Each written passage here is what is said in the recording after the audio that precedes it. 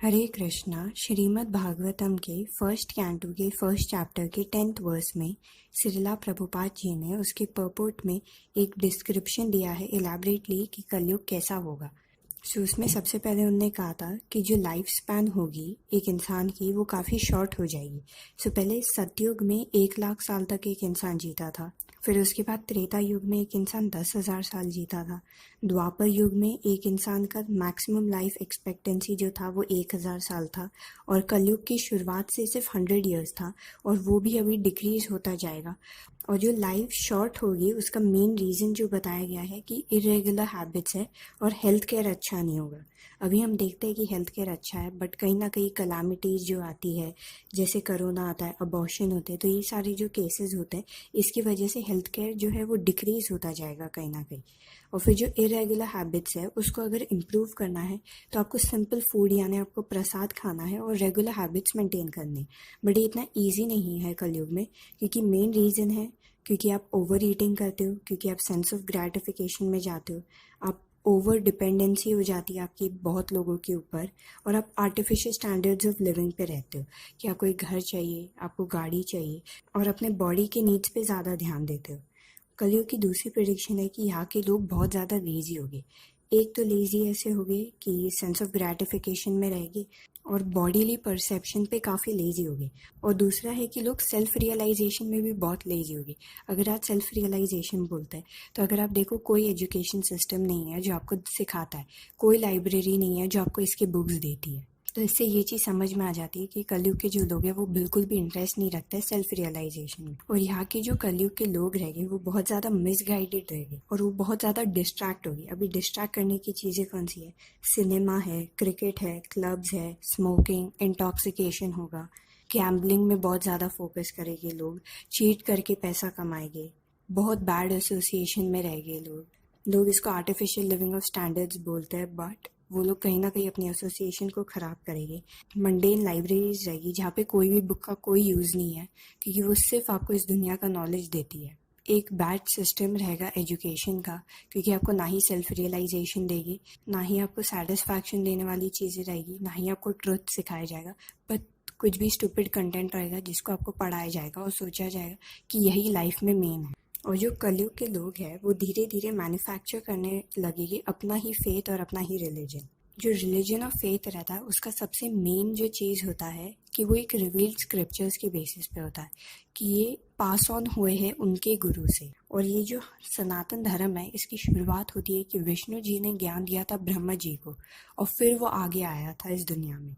But जो इस दुनिया के लोग रहेंगे कलयुग में अभी, वो लोग अपना ही मैन्युफैक्चर करेंगे, खुद ही मिसलेड करेंगे और इसी को प्रमोट करेंगे। और जो सनातन धर्म है उसमें सिंपल रूल है कि एक गॉड है जो है श्री कृष्ण या श्री हरि विष्णु जी, एक रिलीजन रहेगा और वो बेस्ड रहेगा अथॉरिटेटिव स्क्रिप्चर्स के, जैसे श्रीमद् भगवद गीता, श्रीमद् भागवतम और बहुत सारे पुराण, उपनिषद वगैरह बहुत कुछ है ऐसा। और जो लोग रहेंगे वो इतना चीट और मिसलेड करेंगे कि जो लोग इनके अंडर आ जाते हैं वो काफ़ी अनफॉर्चुनेट और अनलकी रहेंगे, क्योंकि आप तक नॉलेज नहीं आएगा सही और आप बस सेंस ऑफ ग्रेटिफिकेशन में अटक जाओगे। एट प्रेजेंट अगर आप एक चीज़ देखो कि बहुत सारे लोग डिस्टर्ब्ड है अपने लाइफ से, कोई मेंटली डिस्टर्ब्ड होता है, किसी को ये नहीं पता होता है कि सेल्फ रियलाइजेशन करके हैप्पीनेस आती है, लोग आर्टिफिशियल स्टैंडर्ड्स ऑफ लिविंग में जाते हैं, लोग सेंस ऑफ ग्रेटिफिकेशन में जाते हैं, उनका माइंड उनके कंट्रोल में नहीं रहता है और इसके लिए माइंड सबसे बड़ा एनिमी बन जाता है। कलयुग के जो लोग हैं वो एक्सेप्ट करेंगे कि वो लोग ही एक बॉडी है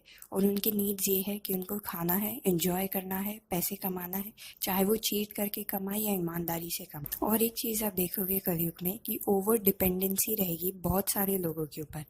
जैसे कि एग्जाम्पल बता सकते हैं कि घर में एक ही इंसान कमाता है और उसी पे डिपेंडेंट रहेंगे लोग, कुछ कंट्रीब्यूट करने का नहीं सोचेगी, बट वो चीज़ को एंजॉय करेंगे, बस कि वो कर रहा है तो हम नहीं करेंगे कोई मेहनत। लोग इतना एंजॉय करने में ध्यान देंगे कि वो अपने मिनिमम एसेंशियल्स को छोड़ के बस एंजॉय करने पे फोकस करेंगे, और यही करने के चक्कर में वो लोग फ्रस्ट्रेट हो जाएंगे और फिर भी वो लोग सेल्फ रियलाइजेशन के पाथ को एक्सेप्ट नहीं करें। चैतन्य महाप्रभु ने एक बार कहा था कि कलयुग के जो फर्स्ट 10,000 ईयर्स है उसे गोल्डन एज ऑफ कलयुग बोला जाता है।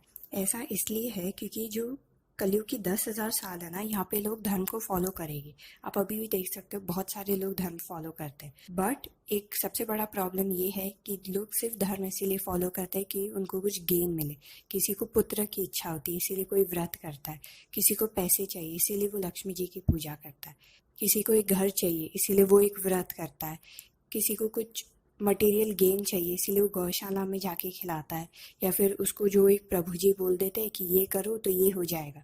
तो लोग इसीलिए धर्म को फॉलो करते हैं, वरना जो मेन ऑब्जेक्टिव है धर्म का उसे कोई फॉलो नहीं करता। तो ऐसे एज में और जहाँ पे धर्म को ऐसे फॉलो किया जा रहा है, कौन सा ऐसा इंसान आपको मिलेगा जो धर्म को फॉलो करेगा बट उसको कोई भी मटेरियलिस्टिक गेन नहीं चाहिए, और वो इंक्वायर करता है प्रॉपर सोर्स से, यानी गुरु परंपरा सिस्टम। तो ऐसे लोगों का मिलना काफी कम है। तो श्री कृष्ण ने भगवद गीता में यही कहा है कि आपको एक कर्मी नहीं बनना है, बट आपको एक योगी बनना है। मतलब आप कर्म करो और फल की इच्छा ना रखो। और जो फर्स्ट 10,000 ईयर्स रहेंगे कलयुग में, उसमें जो कृष्णा का मूवमेंट रहेगा जो इस्कॉन के लोग कर रहे हैं, तो ऐसे इसमें क्या होगा कि बहुत सारे लोग भक्त बनेंगे और ये मूवमेंट बहुत एक्सपैंड होगा नेक्स्ट 10,000 ईयर्स तक। बट कलयुग के अभी 5,000 साल हो गए, उससे भी ज़्यादा हो गए थोड़े। तो जो नेक्स्ट 5,000 ईयर्स है, तो इस मूवमेंट के अंदर बहुत सारे लोग डिवोटीज बनेंगे, बहुत सारे लोग शायद बर्थ और डेथ के साइकिल से भी निकल सकते हैं।